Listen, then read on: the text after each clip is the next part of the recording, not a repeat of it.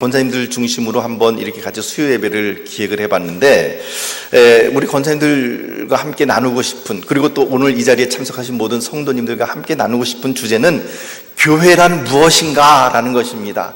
우리는 늘 교회에 나오고 있고요, 또 교회 중심으로 살아가야 된다라고 말을 하고 있는데, 그렇다면 과연 어떤 교회가 정말로 아름다운 교회인가, 어떤 교회가 교회다운 교회인가 라고 한 것입니다. 여러분, 물론 저 지금 손목시계는 없습니다만 손목시계가 있다고 칩시다. 제가 아는 가장 명품이 파텍인가 하는 그 손목시계가 제일 유명한 명품 시계라고 제가 알고 있는데, 더 유명한 거는 제가 알지 못합니다. 근데 그 파텍이라는 시계가 있어서 그 시계에 다이아몬드가 촘촘하게 박혀 있고, 그리고 사파이어와 루비로 이렇게 치장이 돼 있는, 그래서 그 시계 값만 하더라도 억대가 넘어가는 그런 아주 굉장한 명품 시계가 있습니다. 그런데 그렇게 억대가 넘어감에도 불구하고 그 시계가 고장이 나서 이 시침과 분침이 움직이지 않는다고 한다면 과연 그 시계를 시계다운 시계라고 말을 할 수 있을까? 여러분들 의견은 어떠십니까?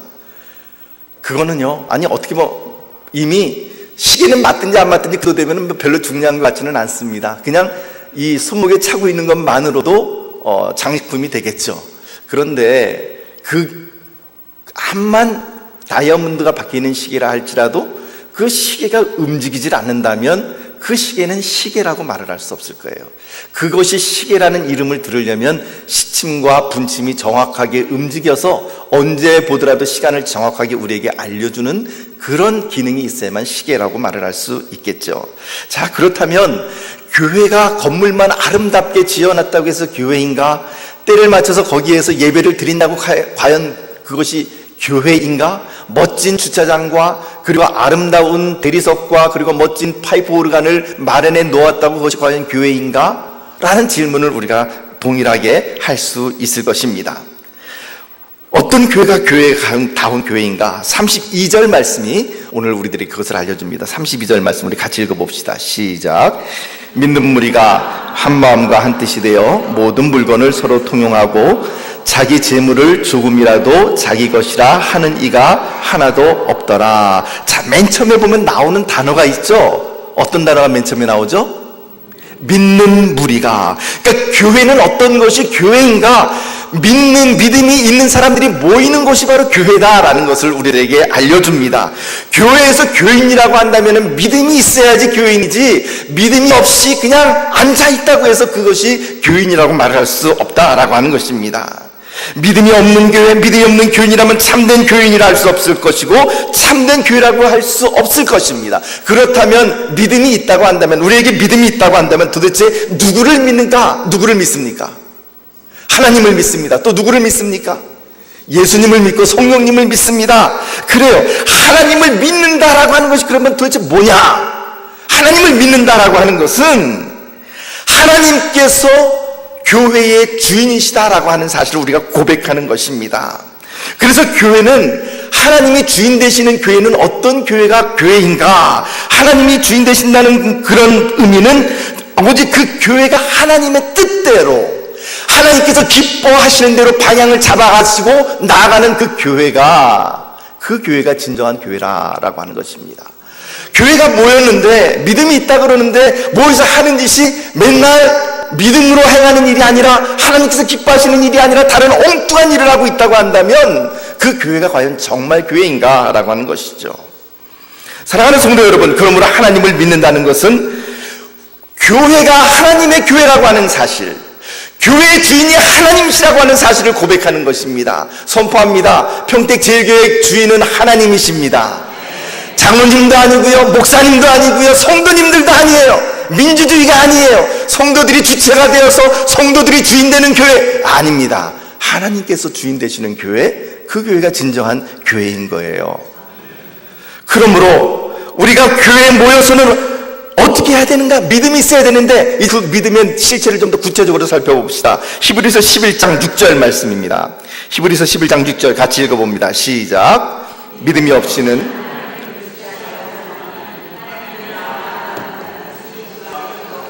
또 또한 그가 자기를 찾는 자들에게 상 주시는 이심을 믿어야 할지니라. 히브리서 11장 6절이 우리에게 두 가지 사실을 믿어야 된다라고 이야기를 합니다. 첫째는 뭘 믿으라고요? 첫째는 그가 계신 것, 즉 그가 누굽니까? 하나님께서 계신 것을 믿어야 된다. 달리 이야기하면 하나님께서 살아계셔서 오늘도 내 옆에 계신다는 사실을 믿어야 한다라는 것입니다. 할렐루야. 하나님께서 지금 이 자리에 여러분과 함께 살아계십니다. 하나님께서 이 예배 가운데 함께 동행하고 계십니다. 그것이 오늘 우리들의 고백인 것이죠. 하나님께서 여러분들과 함께 계십니다. 또한 그분은 두 번째 우리가 믿어야 될 것이 뭐라고요? 그분을 찾는 자들을, 갈망하는 자를, 하나님을 목말라 애타하는 자에게 외면하지 아니하고 그런 사람에게 상 주시는 이시라고 하는 사실을 믿어야 할지니라. 아멘. 그렇습니다. 사랑하는 성도 여러분, 여러분이 하나님을 믿으시고 하나님을 갈망하고 하나님을 추구하며 나아간다면 하나님께서 여러분들에게 상 주십니다. 할렐루야. 하나님을 만나는 것도 우리의 기쁨이고 하나님을 만나는 것 자체가 바로 우리의 상급인데 하나님께서 거기에다 더 붙여서 플러스 알파 상급을 또 주신다고 하니 얼마나 좋은지 모르겠습니다. 여러분에게 약속된 하늘의 상급이 있습니다. 믿음이 없으면 교회는 교회가 아닙니다. 하나님께서 살아계심을 믿는 고백하는 그 교인이 아니라면 그 교회는 교회가 아니에요. 그렇게 고백하지 않는 교회가 어디 있겠습니까? 그래요. 입으로는 다 하나님께서 살아계시다고 고백합니다. 그 부인하는 사람들은 아무도 없습니다. 그러나 중요한 것은 그 다음에 그 믿음이 어떻게 행동으로 표출되느냐 하는 것이겠죠. 사랑하는 성도 여러분, 믿음이 없으면 교회는 교회가 아닙니다. 우리가 때는 고난이 올 수 있지만, 어려움과 눈물이 올 수 있지만 그 어떤 순간에도 하나님께서 여러분들의 삶을 메마른 땅에서도 너희를 인도하시리. 어떻게 해요? 너는 물된 동산 같겠고 마르지 않는 샘과 같을 것이다. 이 고백이 있는 사람들, 비록 사망의 음침한 골짜기를 지나가지만 그러나 푸른 초장 맑은 물가로 인도하시는 분이 하나님이시라는 사실을 믿는 자들에게 복이 있을진저 그 사람들이 바로 하나님께 복을 받는 사람들입니다. 자, 첫 번째는 믿음이 있어야 된다라고 얘기를 했습니다. 그것이 바로 교회다. 두 번째는 무엇이 있어야 되는가? 32절 다시 띄워주십시오. 자, 두 번째는 무엇입니까? 믿는 무리가 한 마음과 한 뜻이 돼요. 정말 교회는 어떤 교회인가? 한 마음과 한 뜻이 있는 교회가 정말 교회다. 진짜 교회다. 교회는 교회인데 모여서 사람들이 서로 마음이 갈라져 있거나 찢어져 있거나 서로 으르렁거리고 싸우고 있다고 한다면 그것은 참된 교회가 아니다라고 하는 것이죠. 여러분, 한 마음과 한 뜻이 된다라고 하는 것이 얼마나 소중한 일입니까? 여러분, 모든 사람이 다 똑같이 생각해야 되고 모든 사람이 똑같이 행동해야 되는 것이 한 마음 한 뜻일까요? 그거는 가능하지가 않습니다. 여러분, 지금 이 시간에 우리 권사님들이나 집사님들과 함께 이 자리에서 예배를 드리고 있지만 또 제가 동일한 말씀을 이 시간 제가 선포하고 있지만 이 설교를 듣는 여러분들의 마음속에 떠오르는 생각이 다 달라요. 받는 은혜가 다 달라요. 그런데 어떻게 똑같은 말을 할 수 있고 똑같은 행동을 할 수 있겠습니까? 한 마음과 한 뜻은 그럼 도대체 뭡니까? 한 마음과 한 뜻이라고 하는 것은 모든 것을 똑같이 생각해야 된다라고 하는 것이 아니고요. 우리가 갖고 있는 생각이 있을 때 그 나의 생각과 하나님의 생각이 있을 때 내 생각을 하나님의 생각 가운데 굴복시킬 줄 아는 것, 그것이 바로 한 마음과 한 뜻입니다. 사랑하는 성도 여러분, 우리의 생각이 있습니다. 그러나 하나님께서 우리를 향하시고 이 평택제일교회를 향하여 가지고 계신 그분의 뜻이 있고 그분의 기쁨이 있습니다. 그러니까 어떻게 해야 될까요? 나는 이렇게 하고 싶지만 하나님께서 기뻐하시는 일이 이 일이라고 한다면 어떻게 해야 될까요? 내 생각을 접고 하나님의 생각 가운데에 순종하는 것, 바로 그것이 한 마음 한 뜻입니다. 무엇을 향한 한 마음과 한 뜻인가요? 하나님의 기쁨과 하나님의 뜻을 향한 한 마음과 한 뜻이 되는 것이죠. 무엇을 하나님께서 기뻐하시는가? 우리 늘 그것을 생각하며 나아갑시다. 무엇을 우리 하나님께서 권사회에 기뻐하시는가? 권사회에 요구하시는 것이 무엇인가? 집사님들에게 하나님께서 원하시는 것이 무엇인가? 평택제일교회를 이 땅에 지금 세워주셔서 하나님께서 우리들에게 하시고자 하시는 일이 무엇인가? 그것을 늘 우리가 고민하며 생각하며 나아가야 되는 것이죠. 그렇게 하나님을 내세우는 교회, 하나님의 기쁨을 위하여 기꺼이 내 생각과 내 기쁨을 접을 줄 아는 그런 성도들이 있는 교회는 한 마음과 한 뜻이 될 수밖에 없는 것이죠. 세 번째 참다한 교회의 표지는 무엇일까요? 32절 말씀 다시 띄워주십시오. 자, 첫 번째는 믿음이 있어야 된다. 두 번째는 온 교우들이 자기의 생각을 내려놓고 하나님께서 기뻐하시는 것을 행하며 나갈 줄 아는 한마음 한뜻이 되어야 된다. 세 번째는 무엇입니까?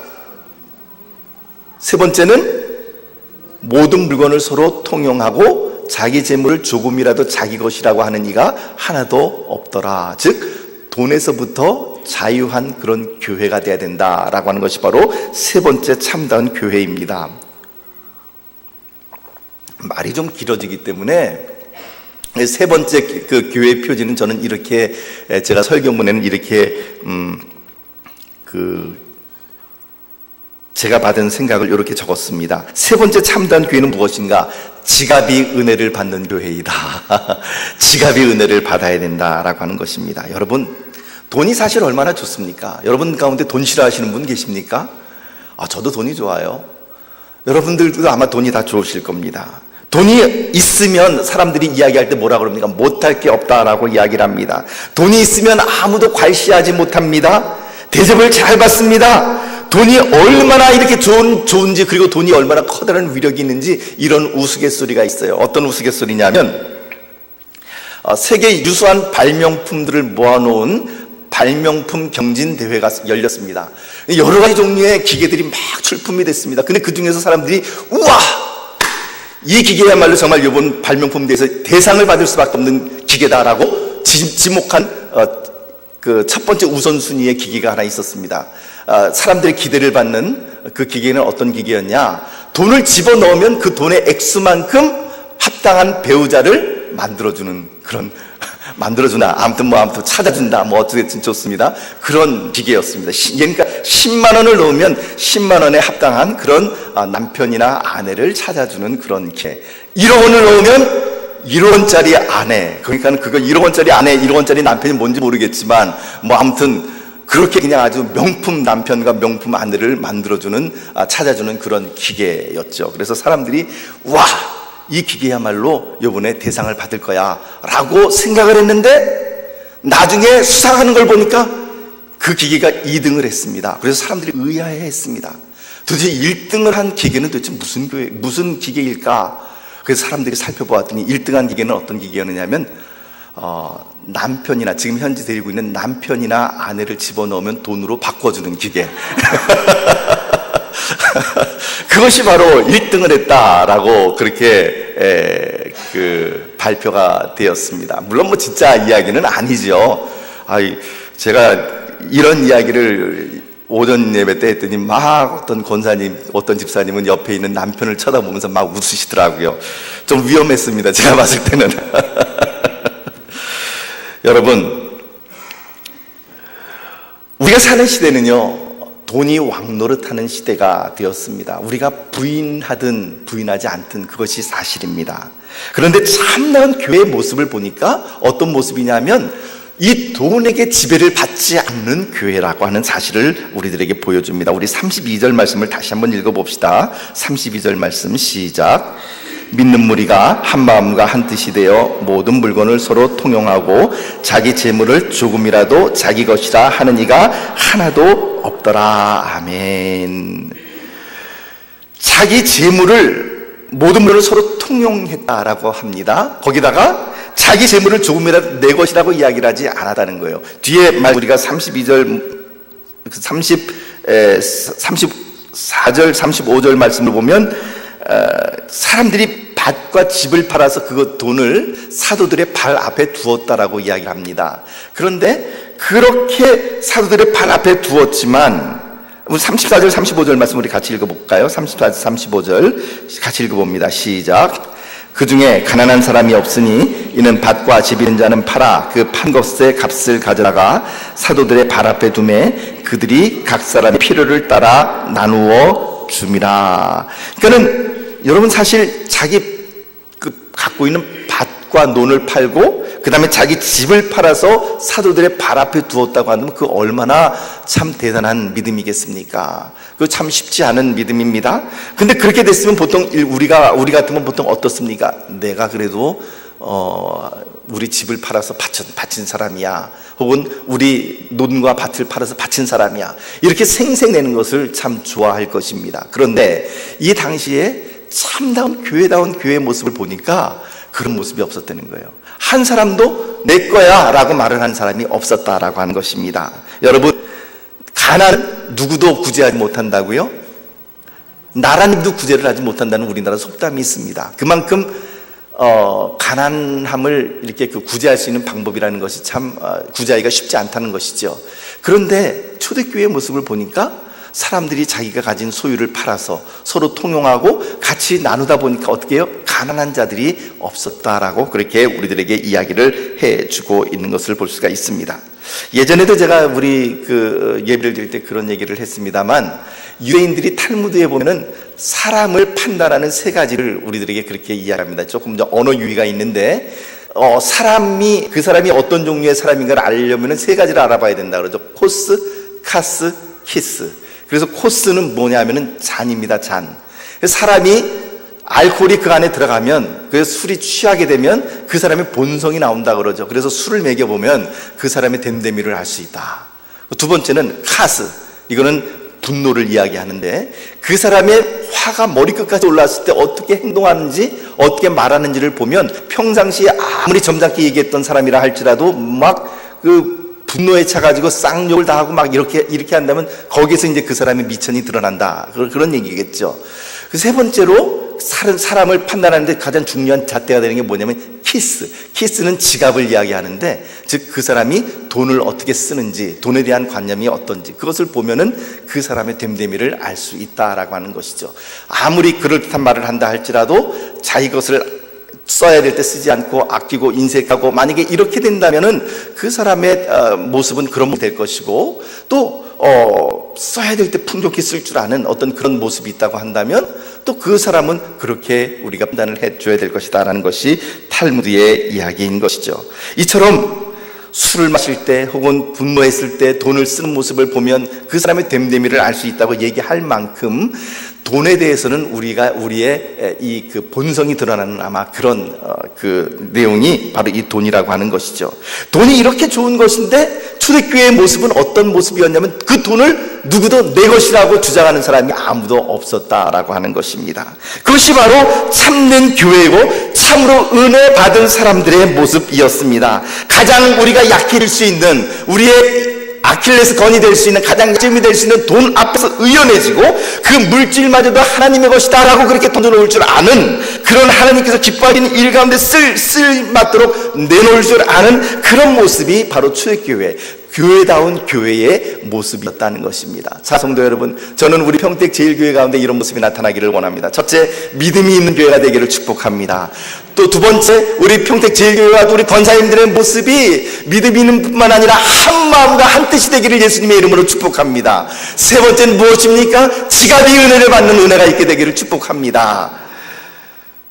그런데 좋아요. 그렇게 이런 일들, 이렇게 믿음으로 혹은 한 마음과 한 뜻이 되는 것, 그리고 지갑이 은혜를 받는다는 것, 말은 좋은데 그렇다면 이런 일들이 도대체 어떻게 될 수 있는가? 무엇이 이런 일들이 가능하게 하는가? 초대교회 성도들은 우리와는 전혀 달라서 돈과는 초연하고 돈에는 아무런 관심이 없고, 하나님께서 아니면 그들에게 특별한 은혜를 부어주셔서 그들이 그런 교회다운 교회를 만들었을까요? 아니죠. 그분들도 우리랑 똑같은 성정의 사람들이었습니다.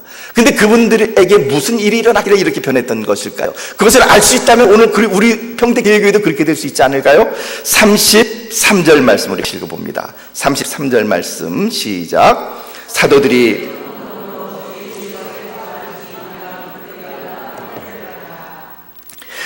큰 권능으로 주 예수의 부활을 증언하니 무리가 큰 은혜를 받았다. 무엇을 받았다고요? 큰 은혜를 받았다. 문제는 무엇인가? 문제는 은혜였습니다.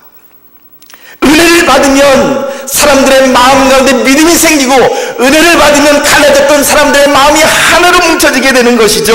은혜를 받으면 지갑을 열어도 기쁨이 임하게 된다라고 하는 것입니다. 사랑하는 성도 여러분, 물론 제가 아까 우스갯소리로 그렇게 이야기를 했습니다.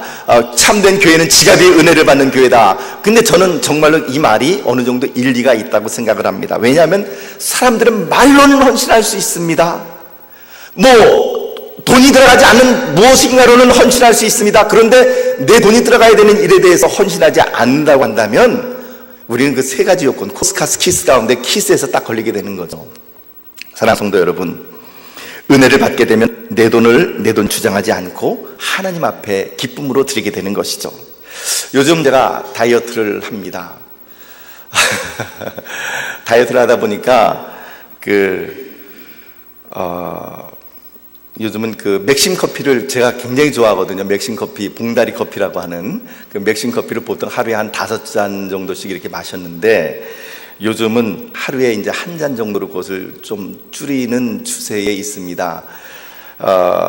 그리고 이제 그 정커피가 마시고 싶으면 찻잎을 이렇게 우려서 차를 이렇게 마시거든요. 종이컵에 이제 마십니다. 그런데 어느 날인가는 며칠 전에는 그 차를 마시고 난 다음에 이제 차를 다 마셨죠. 그리고 이제 놓고 막 한참 작업을 하다가 보니까는 컵 안이 바짝 말라가지고 찻잎이 탁 달라붙어서 이게 떨어지질 않는 거예요. 물론 다른 찻잎은 이렇게 제거했는데 이게 종이벽에 이렇게 쫙 달라붙어 아주 그냥 그 바짝 말라버린 그 찻잎은 손톱으로 긁어도 이게 안 떨어지더라고요. 그래서 그냥 버리긴 좀 아깝고 어차피 내입됐던 거니까 한번 재활용 더 해야 되겠다. 그래가지고 거기다 다른 찻잎을 넣고 다시 끓는 물을 부었습니다. 그랬더니 그 바짝 말라있던 그 찻잎이 뜨거운 물이 들어가니까 노글노글해지더니 나중에 쉽게 떨어져 나가더라고요. 그래서 저는 무슨 생각을 했냐면은 이게 은혜구나. 은혜를 받게 되면 우리의 딱딱해진 마음들이 노글노글해지는 것, 이것이 바로 은혜구나. 은혜를 받게 되면 메말랐던 우리들의 눈에서 눈물이 나는 것, 이것이 바로 은혜구나 라는 사실을 깨닫게 됐습니다. 사랑하는 성도 여러분, 교회가 왜 시험에 드는 것입니까? 교회가 왜 팍팍해지는 것일까요? 은혜가 없으면 그렇게 되는 것입니다. 은혜가 임하면 마른 뼈가 살아나는 것이고, 은혜가 임하면 예배가 살아나는 것이고, 은혜가 임하게 되면 우리들의 마음이 부드러워지고 우리들의 지갑도 기쁨으로 하나님 앞에 헌신되게 되는 것이죠. 그 은혜는 언제 임하는가? 문제는 그 은혜가 언제 임하는가? 다시 한번 33절 말씀 봅시다. 33절 말씀, 언제 은혜가 임했는가 같이 읽어봅시다. 시작. 사도들이 큰 권능으로 주 예수의 부활을 증언하니 무리가 큰 은혜를 받아. 큰 은혜, 크다라고 할 때 이 크다라는 단어는 헬라어로는 메가라고 하는 단어를 썼어요. 메가라고 하는 말 많이 아시죠? 우리 얼마 전에 영화 보러 갔던 메가박스도 그 메가 아닙니까? 그리고 이 사람들의 목소리 이렇게 크게 만들어주는 것도 메가폰이라고 그러죠. 그리고 폭발력이 아주 커다란 폭탄을 메가톤급 폭탄이라고 이렇게 이야기를 합니다. 그러니까 메가라는 말은 이렇게 큰데 메가톤급 은혜는 언제 임하는가? 교회가 아름다워서 임하는 것이 아니고요, 그리고 넓은 주차장이 있을 때 임하는 것이 아니고요, 그리고 좋은 사람들끼리 모여서 세상 얘기 나눌 때에 은혜가 임하는 것이 아니고요. 언제 임했습니까? 사도들이 큰 권능으로 주 예수의 부활을 증언할 때에 커다란 은혜, 메가톤급 은혜가 임했던 것을 우리가 말씀을 통하여 알 수가 있는 것이죠. 할렐루야. 저는 저희 평택제일교회 모든 성도님들, 우리 권사님들이 이런 메가톤급 은혜를 받기를 원합니다. 메가톤급 은혜는 언제 임합니까? 사도들이 큰 권능으로 주 예수의 부활을 증언할 때, 다른 말씀을 달리 이야기하면 하나님의 말씀이 선포될 때 메가톤급 은혜가 임하는 것이죠. 사랑하는 성도 여러분, 우리 권사님들, 우리가 언제 은혜를 받을 수 있겠습니까? 예배를 드릴 때 은혜를 받을 수 있는 거예요. 갯돈 탈 때 은혜 받는 것이 아니죠. 사람들끼리 모여서 세상 이야기할 때 은혜 받는 것이 아닙니다. 멋진 곳에 가서 멋진 연극을 볼 때 은혜를 받는 것이 아닙니다. 언제 은혜를 받는 것인가? 바로 예배로 나올 때에, 예배를 드릴 때에, 그것이 바로 우리들에게 은혜를 주는 것이죠. 32절 말씀 첫 구절이 뭐라 그랬습니까? 32절 말씀 다시 띄워주십시오.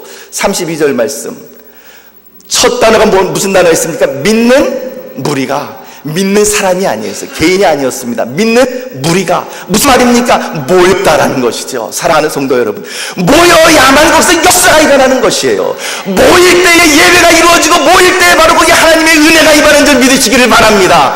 왜 우리는 예배를 자꾸 멀리합니까? 왜 예배를 우리가 자꾸 빠지려고 그러는 것일까요? 이것은 은혜를 받는 사람들의 태도가 아닙니다. 은혜는 바로 이와 같이 예배로 모일 때 임하게 되는 것이죠. 하나님의 말씀이 선포될 때 임하는 것입니다. 교인들이 좋은 말씀에 꼴을 먹고, 그리고 그 하나님의 말씀 가운데 예수 그리스도의 부활이 증거될 때에 거기에서 바로 하나님의 은혜가 임하게 되는 거죠. 여기서 우리는 놀라운 영적인 걸 발견합니다.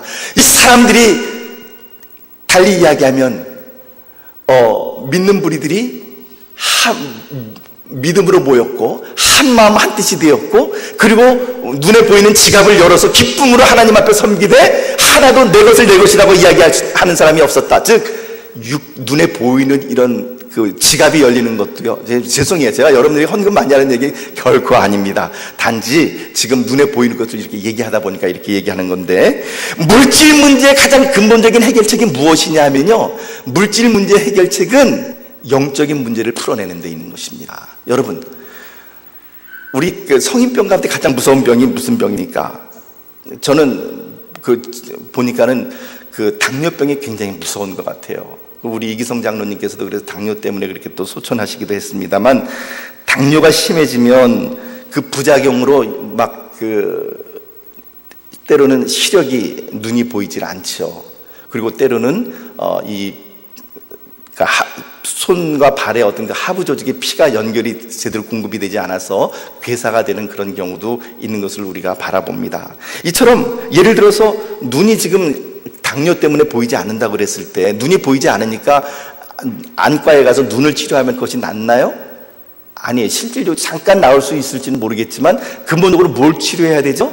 당뇨를 치료해야만 그 눈이 낫게 되는 것이죠. 여러분, 우리의 물질적인 문제에 있어서 뭔가 지금 막혀있다라고 한다면, 우리의 신앙생활 가운데 눈에 보이는 무엇인가 지금 막혀있다고 한다면, 거기가 지금 문제가 아니라 사실은 무엇이 문제일까요? 영적인 부분에 지금 문제가 있는 거예요. 예배에 지금 문제가 있는 거예요. 은혜 받는 일에 지금 은혜의 통로가 지금 막혀있는 거예요. 당뇨병이 혈관이 막히는 것처럼 은혜의 통로가 막혀있으니까 그것이 눈에 보이는 다른 물질적인 문제까지 지금 영향을 미치는 거죠. 여러분, 오늘 이 초대교회의 모습을 보십시오. 사람들이 예배를 통하여 하나님 앞에 커다란 은혜를 받으니까 어떻게 됐습니까? 믿는 무리가 되었습니다. 그들이 한마음과 한뜻이 되었습니다. 밭과 논을 팔아서, 그 집을 팔아서 구제하는 일을 내드려도 전혀 아깝지가 않았다라고 하는 것이죠. 여러분, 물질 문제의 가장 근본적인 해결책은 영적인 문제를 풀어나가는 것입니다. 저는 우리 평택제일교회 모든 성도님들이 이와 같이 은혜 받기를 소원합니다.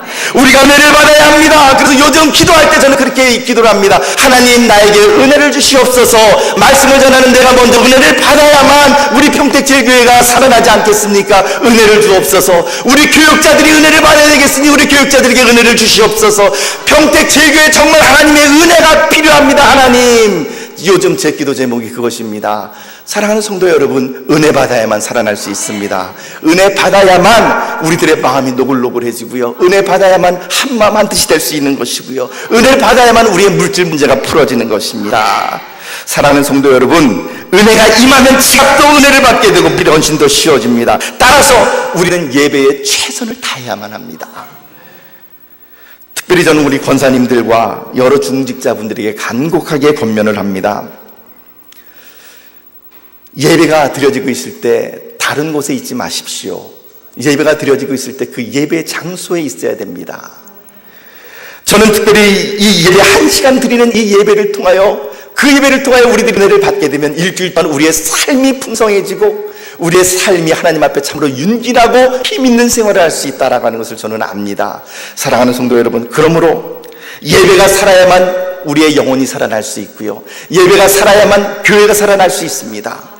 그래서 저는 적어도 우리 중직자분들이라고 한다면 모든 수요 예배와 새벽 예배까지는 그만두더라도 수요 예배와 그리고 주일 오전 예배와 주일 오후 예배만큼은 여러분들이 빠지지 않고 꼭 참석해 주셨으면 좋겠습니다.